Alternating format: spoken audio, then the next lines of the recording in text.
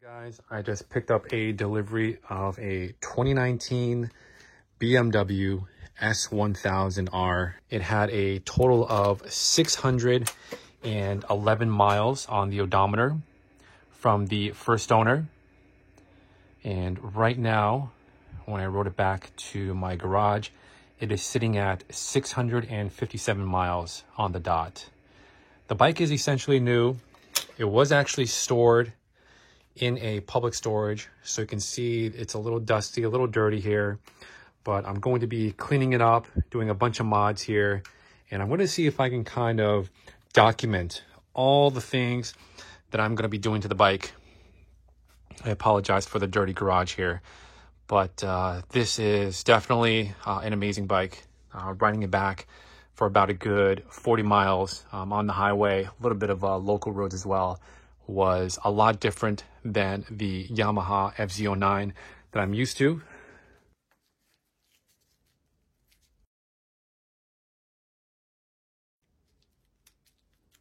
No power drills, no power tools. Just gonna hand tighten for now. A little bit of Loctite, just to make sure these bolts aren't going anywhere.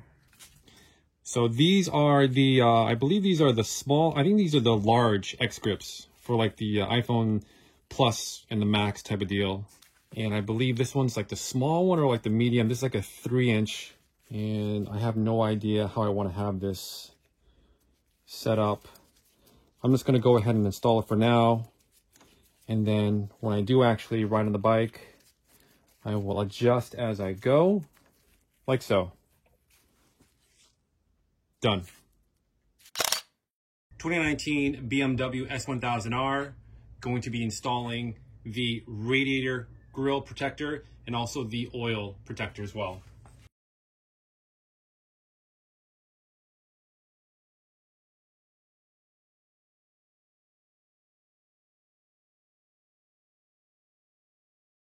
Eight hours later. Finally able to get the radiator and oil guard on there.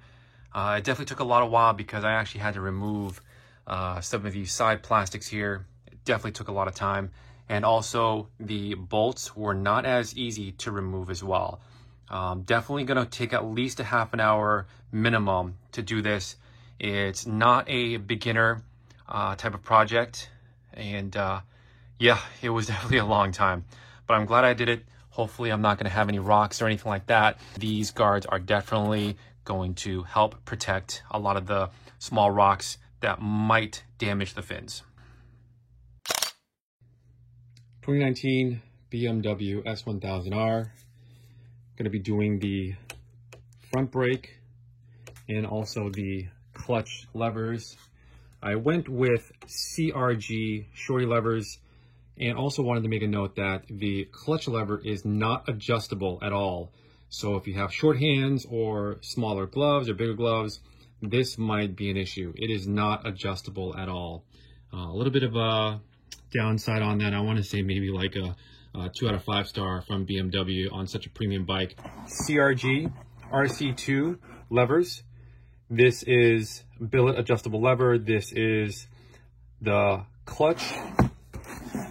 And this is the brake lever. Out of the box, have some stickers, warning,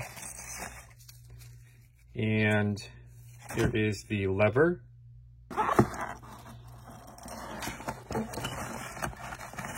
Again, with the warning, more stickers, and here is the clutch lever. High quality, made in USA. Billet. Let's go ahead and get these installed.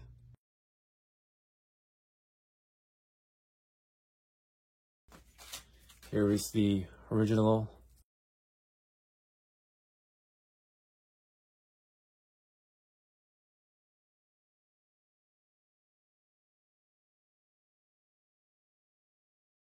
'19 BMW S1000R. Installing Woodcraft spool sliders, 8mm. Going to be using a little bit of Loctite.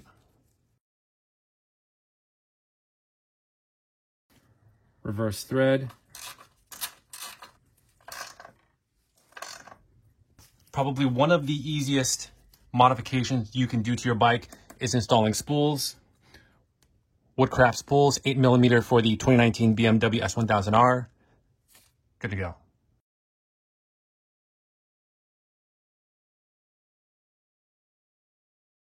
One of the very few modifications before I purchased a bike was the gentleman before me actually installed, or the dealer actually installed it for him, Tech Spec snakeskins.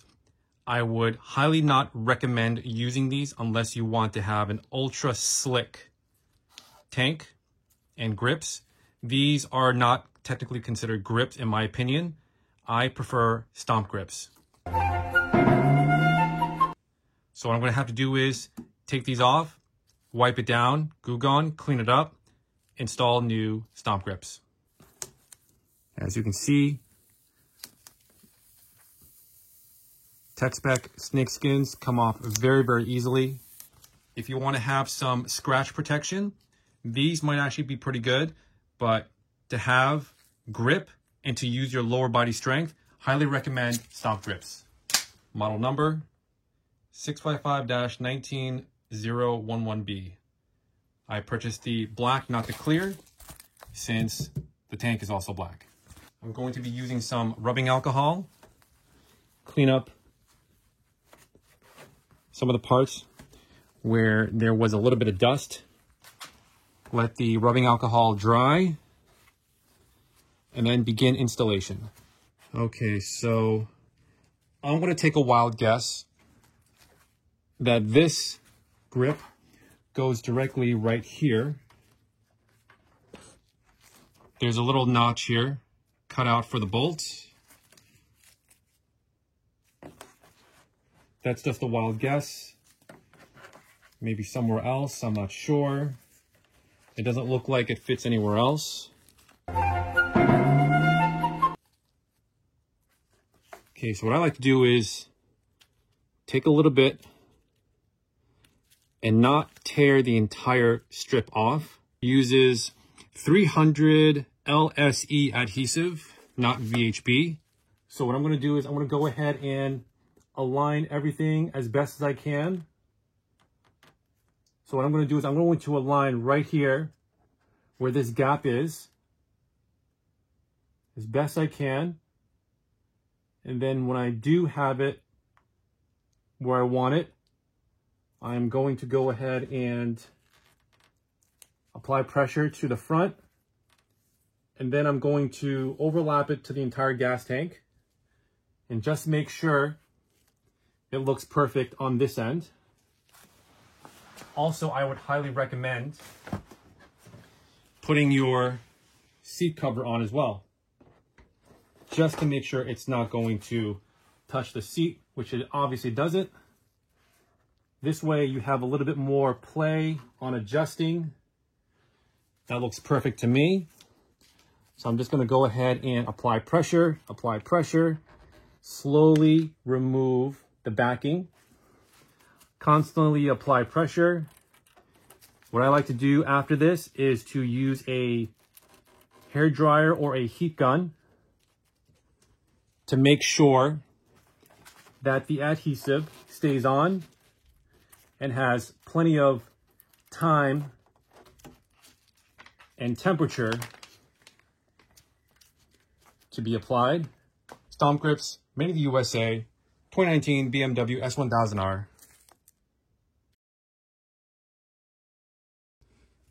Just gonna press down a little bit, not too much because it is plastic.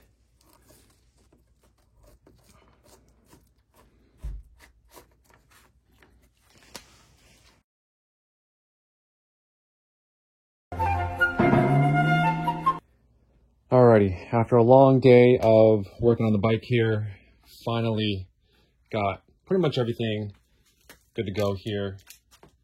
2019 BMW S1000R, have the CRG shorty levers, got a ram mount here, got a better windscreen, have stomp grips installed.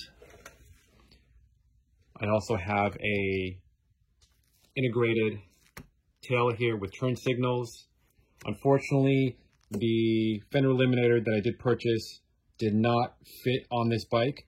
So for the time being, while I can still ride, I'm going to still continue to use the stock plate holder. I did take off the left and right bobbers here with the turn signals, since this is already integrated with the rear running light. And also did the Woodcraft spools.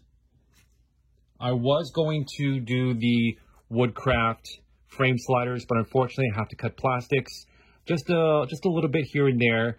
I'm a little bit too tired today. It's roughly around 11 p.m. Eastern Standard Time.